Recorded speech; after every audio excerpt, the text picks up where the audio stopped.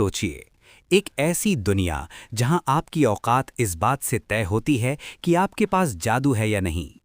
आर्यन एक अछूत मजदूर था जिसे हर दिन मरने के लिए खदान के अंधेरे में भेज दिया जाता था। उस पर कोड़े बरसाने वालों को लगता था कि वो एक कीड़ा है, लेकिन उन्हें नहीं पता था कि जिसे वो मिट्टी में रौंद रहे हैं, उसकी रगों में इस दुनिया के सबसे प्राचीन और शक्तिशाली नागराज का खून दौड़ रहा है। और जब मौत के मुहाने पर एक गुलाम के अंदर सदियों पुराना सिस्टम जागता है, तो तबाही मचना तय है। महेंद्रगिरी की खदानों में सूरज की किरणें कभी नहीं पहुंचती थीं। यहाँ केवल पसीने, धूल और उस रहस्यमय रुद्र पत्थर की हल्की नीली चमक का राज था, जिसे निकालने के लिए हजारों मजदूर दिन रात अपनी जान दांव पर लगाते थे। इन खदानों की गहराई में हवा इतनी भारी होती थी कि हर सांस के साथ सीने में जलन महसूस होती थी। इन्हीं मजदूरों के बीच 21 साल का एक लड़का आर्यन अपनी पीठ पर पत्थरों से भरी एक भारी टोकरी उठाए धीरे धीरे आगे बढ़ रहा था। उसके शरीर पर अनगिनत चोटों के निशान थे। कुछ खदान के नुकीले पत्थरों से लगे थे और कुछ खदान के क्रूर प्रहरियों के कोड़ों से। आर्यन कोई आम मजदूर नहीं था, वो एक अछूत था। इस जादुई दुनिया में जहां विद्याधर कबीले के लोग अपनी अलौकिक शक्तियों और मंत्रों के बल पर राज करते थे, आर्यन जैसे लोगों की कीमत एक कीड़े से ज्यादा नहीं थी। जिनके पास जादुई ऊर्जा, जिसे वे प्राण शक्ति कहते थे, उन्हें समाज के सबसे निचले स्तर पर धकेल दिया जाता था। आर्यन के चेहरे पर कालिख पुती थी, लेकिन उसकी आंखों में एक अजीब सी आग थी। एक ऐसी आग जो सालों की गुलामी और जुल्म सहने के बाद भी बुझी नहीं थी। उसे हमेशा से लगता था कि वो इस अंधेरी खदान में घुट घुट कर मरने के लिए पैदा नहीं हुआ है। रात के सन्नाटे में जब वो अपनी टूटी हुई झोपड़ी में सोता था, तो उसे अजीब से सपने आते थे। सपनों में उसे एक विशाल सुनहरे रंग का नाग दिखाई देता था, जो आसमान को चीरते हुए उड़ता था, और एक अजीब सी आवाज उसे पुकारती थी। लेकिन सुबह होते ही वो फिर उसी नर्क में वापस आ जाता था। जल्दी चल सूअर के पिल्ले, पीछे से एक भारी आवाज गूंजी। ये खदान का ओवरसियर कालिया था। कालिया के हाथ में चमड़े का एक मोटा कोड़ा था, जिसके सिरे पर लोहे के कांटे लगे थे। उसने बिना किसी कारण के कोड़ा हवा में लहराया और आर्यन की पीठ पर दे मारा। चटाक! आर्यन के मुंह से एक हल्की सी चीख निकल गई, लेकिन उसने टोकरी को गिरने नहीं दिया। दर्द से उसकी आंखें लाल हो गईं, पर उसने पलटकर कालिया की आंखों में नहीं देखा। उसे पता था कि अगर उसने पलटकर कालिया की आंखों में देखा, तो आज उसे जिंदा खदान से बाहर जाने नहीं मिलेगा। तुम्हें क्या लगता है? काम करो सुस्तो, जल्दी करो नहीं तो कोड़े खाओगे। अंधकूप में गिरा दूंगा सबको। अंधकूप का नाम सुनते ही आसपास के मजदूरों के चेहरों का रंग उड़ गया। वो खदान का सबसे गहरा और खतरनाक हिस्सा था। कहा जाता था कि जो भी वहां गया वो कभी लौटकर नहीं आया। वहां से अजीबोगरीब आवाजें आती थीं, जैसे कोई सदियों से भूखा जानवर शिकार का इंतजार कर रहा हो। दिन ढलने लगा था, हालांकि खदान के अंदर इसका कोई अंदाजा नहीं था। आर्यन अपना आखिरी चक्कर लगा रहा था। उसकी मांसपेशियां जवाब दे चुकी थीं और आंखों के आगे अंधेरा छा रहा था। तभी खदान की एक हिस्से से जोरदार धमाके की आवाज आई। जमीन कांपने लगी, ऊपर से बड़े बड़े पत्थर गिरने लगे। मजदूरों में चीख पुकार मच गई। गुफा धंस रही है, भागो! कोई चिल्लाया। आर्यन ने अपनी टोकरी फेंकी और बाहर की तरफ दौड़ने लगा, लेकिन तभी उसकी नजर एक छोटे से बच्चे पर पड़ी जो पत्थरों के बीच फंस गया था। वो बच्चा उसी के मोहल्ले का था। बिना कुछ सोचे समझे आर्यन उस बच्चे की तरफ लपका। उसने अपनी पूरी ताकत लगाकर उस भारी पत्थर को हटाया और बच्चे को खींचकर बाहर निकाला। भाग यहां से, आर्यन ने बच्चे को बाहर की तरफ धकेलते हुए कहा। लेकिन इसी बीच एक विशाल चट्टान ठीक आर्यन के ऊपर से घिरी। उसने बचने की कोशिश की, लेकिन चट्टान का एक हिस्सा उसके पैर से टकराया और वो संतुलन खो बैठा। जमीन में गहरी दरार फट गई थी और आर्यन उस अंधेरी खाई में गिरता चला गया। उसे लगा जैसे वो अनंत काल तक गिर रहा है। हवा उसके कानों में सीटी बजा रही थी। उसने अपनी आंखें बंद कर लीं और मौत का इंतजार करने लगा। तभी एक जोरदार झटके के साथ वो एक ठंडी सीलन भरी जमीन पर आ गिरा। दर्द की एक भयंकर लहर उसके पूरे शरीर में दौड़ गई और वो बेहोश हो गया। जब आर्यन को होश आया तो उसे लगा जैसे उसकी हड्डियां चूर चूर हो गई हैं। हर एक सांस लेना किसी सजा जैसा लग रहा था। उसने धीरे धीरे अपनी आंखें खोलीं। चारों तरफ घुप अंधेरा था, लेकिन कुछ दूरी पर एक अजीब सी हरी रोशनी टिमटिमा रही थी। वो अंधकूप के तल में था।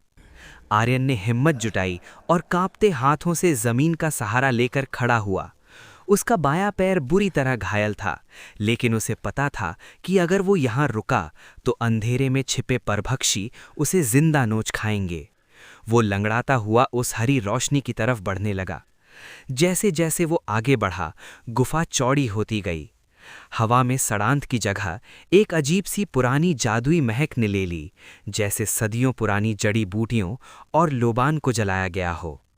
रोशनी का स्रोत एक विशाल गुंबददार कक्ष था। जब आर्यन ने उस कक्ष में कदम रखा तो उसकी आंखें फटी की फटी रह गईं। ये कोई प्राकृतिक गुफा नहीं थी, ये एक प्राचीन मंदिर था जिसे काले पत्थरों से तराशा गया था। दीवारों पर रहस्यमयी लिपियां और चित्र उकेरे गए थे, ऐसे चित्र जिनमें आधे इंसान और आधे नाग जैसे जीव युद्ध कर रहे थे। बीच में एक विशाल मूर्ति थी, एक 8 फन वाले नागराज की मूर्ति, जिसके हर फन पर एक चमकता हुआ हरा रत्न जड़ा था। मूर्ति के ठीक नीचे एक छोटा सा धड़कता हुआ लाल रंग का पत्थर रखा था। वही पत्थर वो अजीब सी रोशनी और ऊर्जा छोड़ रहा था। आर्यन को अचानक वही सपना याद आया, वही नाग, वही आवाज, पास आओ। एक रहस्यमयी भारी आवाज उसके दिमाग में गूंजी। ये आवाज कानों से नहीं, सीधे उसके मस्तिष्क के अंदर सुनाई दे रही थी। आर्यन डर के मारे पीछे हटा। कौन है? सैकड़ों साल मैंने इंतजार किया है एक योग्य रक्त का। तुम, जिनके पूर्वजों ने कभी इस दुनिया पर राज किया था, आज कीड़ों की तरह रेंग रहे हो। आर्यन को कुछ समझ नहीं आ रहा था। मेरे पूर्वज? मैं एक अछूत हूं, मेरे पास कोई शक्तियां नहीं हैं। झूठ, वो गुर्राई जिससे पूरे मंदिर में कंपन होने लगा। विद्याधरों ने तुम्हारा इतिहास मिटा दिया। उन्होंने तुम्हारी नसों में बहने वाले नाग रक्त को सोख लिया और तुम्हें गुलाम बना दिया। लेकिन तुम्हारी रगों में आज भी प्रथम नागराज का खून बहता है। आर्यन मंत्रमुग्ध सा उस लाल पत्थर की तरफ खिंचता चला गया। दर्द, डर, सब कुछ गायब हो चुका था। जैसे ही वो वेदी के पास पहुंचा, उस लाल पत्थर की धड़कन तेज हो गई। इसे छुओ आर्यन, अपने भाग्य को स्वीकार करो, उस श्राप को तोड़ो जिसने तुम्हारी कौम को बांध रखा है। आर्यन ने अपना कांपता हुआ हाथ आगे बढ़ाया। जैसे ही उसकी उंगलियों ने उस लाल पत्थर को छुआ, एक भयंकर धमाका हुआ। पत्थर से लाल रंग की ऊर्जा का एक बवंडर निकला और उसने आर्यन को अपने अंदर समा लिया। आर्यन को लगा जैसे किसी ने उसकी नसों में पिघला हुआ लोहा भर दिया हो। वो दर्द से चीख पड़ा, लेकिन ऊर्जा उसे छोड़ नहीं रही थी। अचानक उसकी आंखों के सामने दुनिया धुंधली हो गई और उसके दिमाग में एक नीले रंग का पारदर्शी पर्दा प्रकट हुआ, जिस पर कुछ प्राचीन अक्षर चमक रहे थे, जो धीरे धीरे उसकी समझ में आने वाली भाषा में बदल गए। सिस्टम अलर्ट, प्राचीन काल सर्प प्रणाली सक्रिय हो रही है। रक्त की पहचान सफल। डीएनए मैच 90.9% नागराज वासुकी वंशज। मेजबान की स्थिति का विश्लेषण किया जा रहा है। मेजबान नाम आर्यन, उम्र 21 वर्ष, नस्ल मानव, नाग, सुप्त, प्राण शक्ति स्तर 0, अत्यंत कमजोर, शारीरिक क्षमता 5/100, स्थिति गंभीर रूप से घायल, कुपोषित, शापित। अलर्ट, मेजबान की शरीर में प्राचीन ऊर्जा को सहने के लिए बहुत कमजोर है। आपातकालीन हीलिंग प्रोटोकॉल शुरू किया जा रहा है। आर्यन अपनी आंखों पर विश्वास नहीं कर पा रहा था। ये क्या जादू था? ये नीली स्क्रीन, ये शब्द। तभी उसके शरीर में एक सुखद ठंडक दौड़ने लगी। उसने देखा कि उसके पैरों और पीठ के घाव जादुई तरीके से भरने लगे थे। टूटी हुई हड्डियां जुड़ रही थीं और उसकी थकी हुई मांसपेशियों में एक असीम ताकत भर रही थी। जो शरीर कुछ पल पहले मरने की कगार पर था, वो अब ऊर्जा से स्पंदित हो रहा था। हीलिंग पूर्ण 100%। चेतावनी, मेजबान के शरीर में विद्याधर श्राप मौजूद है, जो प्राण शक्ति को रोक रहा है। श्राप को आंशिक रूप से तोड़ा गया है। नई क्षमता अनलॉक, नाग दृष्टि, नागा विजन, अंधेरे में देखने और जादुई ऊर्जा को पहचानने की क्षमता। आर्यन ने गहरी सांस ली और अपनी आंखें खोलीं। अब उसे मंदिर में किसी रोशनी की जरूरत नहीं थी। वो घुप अंधेरे में भी हर एक कण को शीशे की तरह साफ देख सकता था। ये ताकत। आर्यन ने अपनी मुट्ठियां भींची। उसे महसूस हुआ कि वो एक मुक्के से पत्थर की दीवार को तोड़ सकता है। तभी नीली स्क्रीन पर एक नया संदेश चमका। दैनिक खोज, डेली क्वेस्ट सक्रिय। उद्देश्य, अंधकूप से जीवित बाहर निकलें।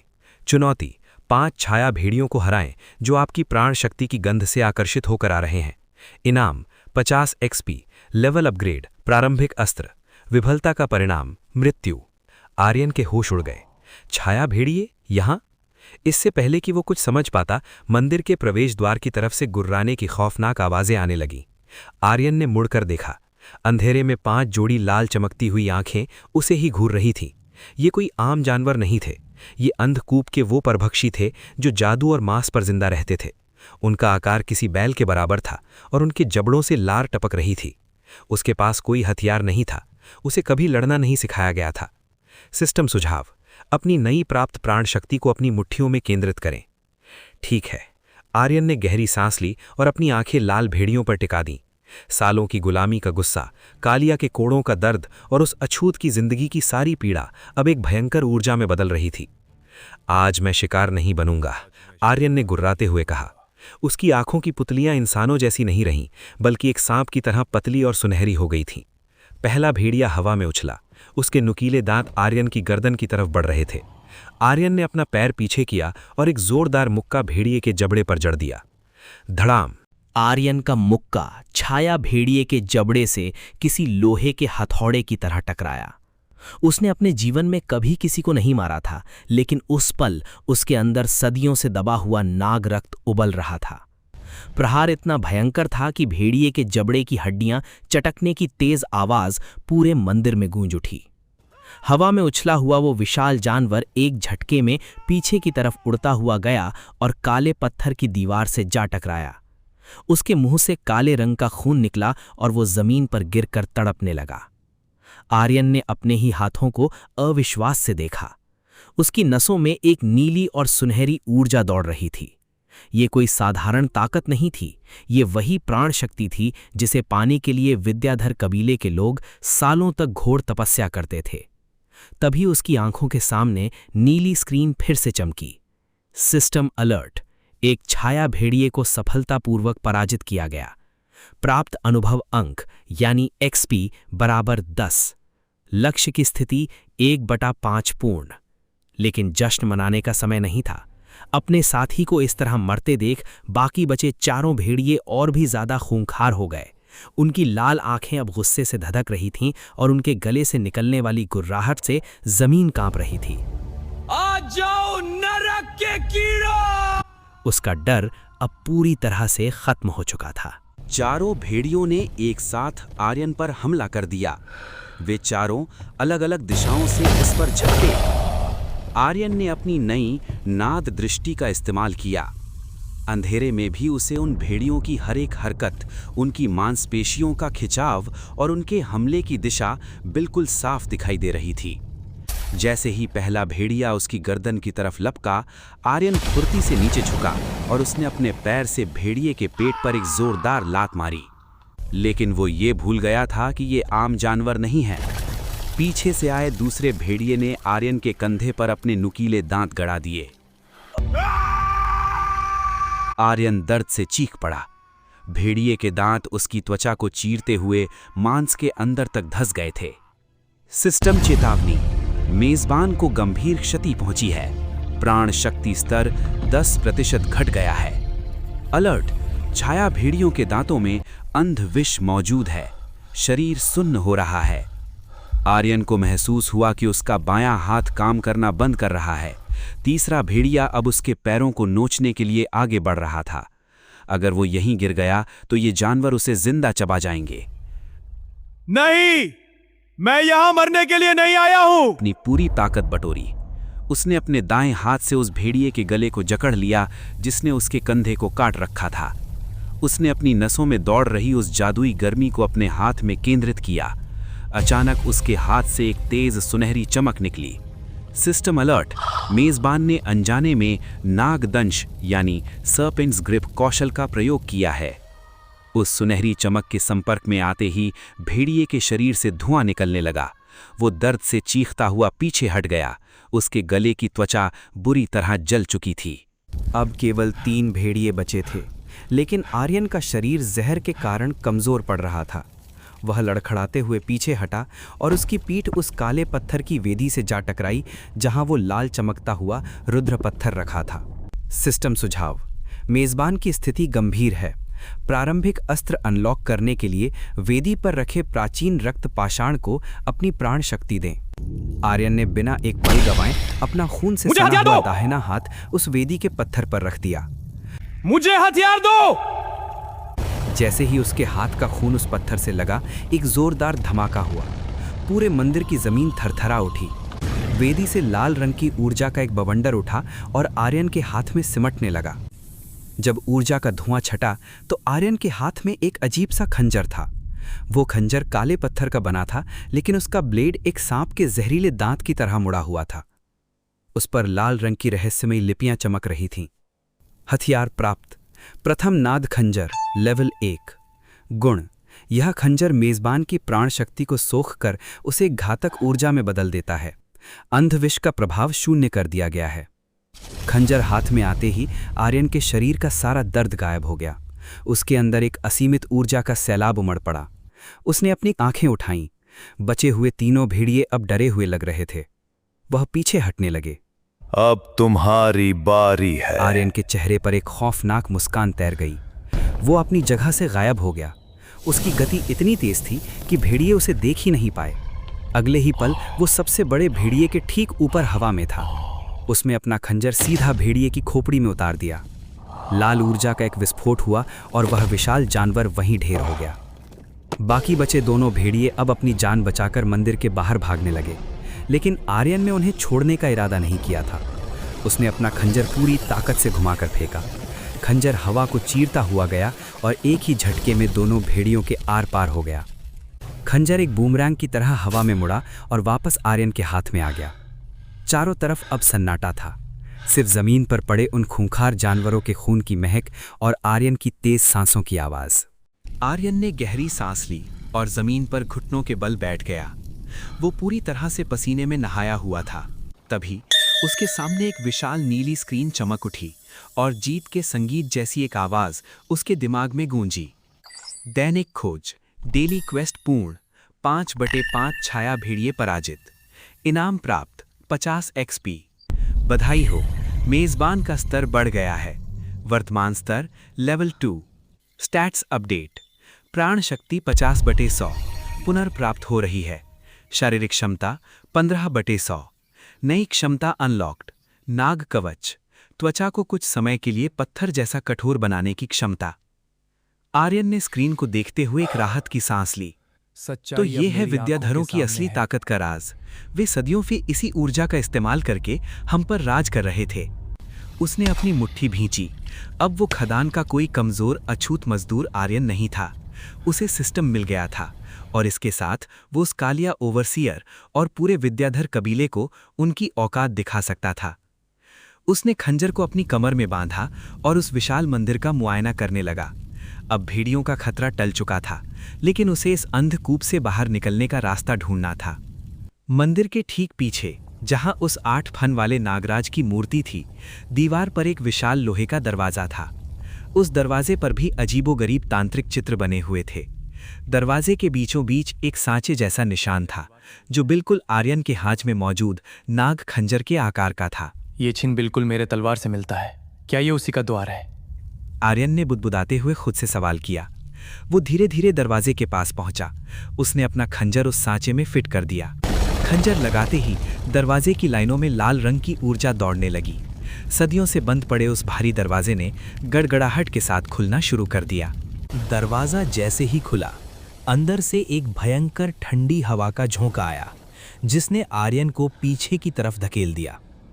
अंदर घुप अंधेरा नहीं था, बल्कि वहां नीले और बैंगनी रंग की जादुई मशालें जल रही थीं। आर्यन ने अंदर कदम रखा।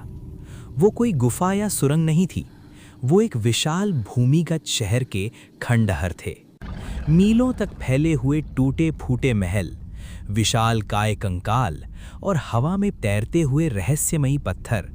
ये एक ऐसी दुनिया थी जिसे जमीन के ऊपर रहने वाले इंसानों ने कभी नहीं देखा था। आर्यन अभी उस नज़ारे को देख ही रहा था कि तभी तालियों की आवाज गूंजी। कौन है वहां? आर्यन तुरंत अलर्ट हो गया। उसने अपना खंजर निकाल लिया। कौन है वहां? उसने अंधेरे में घूरते हुए पूछा। खंडहर के एक ऊंचे खंभे के पीछे से एक साया बाहर निकला। वो कोई भेड़िया या जानवर नहीं था, वो एक इंसान जैसी आकृति थी। उसने काले रंग का एक लंबा चोगा पहना हुआ था और उसका चेहरा एक लोहे के मुखौटे से ढका था। वो अजनबी आर्यन की तरफ देखते हुए हंसा। उसकी आवाज में एक ऐसा खोखलापन था जो सीधे आर्यन की रूह को कंपा गया। अजनबी ने धीमी आवाज में कहा, बहुत खूब छोटे नाग। सैकड़ों सालों में तुम पहले इंसान हो जिसने उस रक्तपाषाण को छुआ और जिंदा बच गए। लेकिन तुम्हें क्या लगा इस पाताल लोक में सिस्टम सिर्फ तुम्हारे पास है? आर्यन के पैरों तले जमीन खिसक गई। System extreme danger alert. एक उच्च स्तरीय मेजबान का पता चला है। बचने की संभावना 0%। तुरंत भागें।